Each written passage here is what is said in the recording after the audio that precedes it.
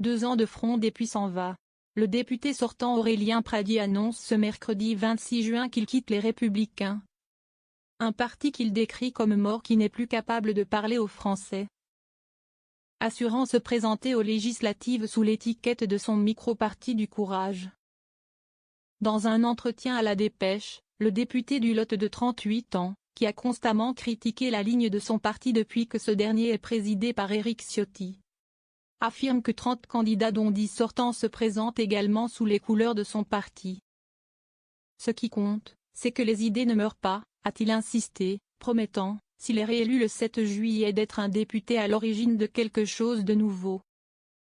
Nous avons plus que jamais besoin de gaullisme car aujourd'hui, plus personne ne trouve sa place dans notre pays, explique-t-il.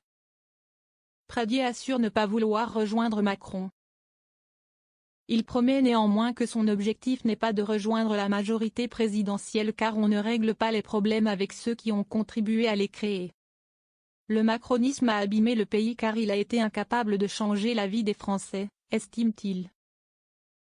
Candidat pour présider LR en 2022, il avait obtenu un poste de numéro 2 de la part d'Éric Ciotti au vu de son bon score. Il en avait été démis 2 mois plus tard après s'être vivement opposé à la réforme d'Emmanuel Macron portant l'âge légal de départ à la retraite à 64 ans.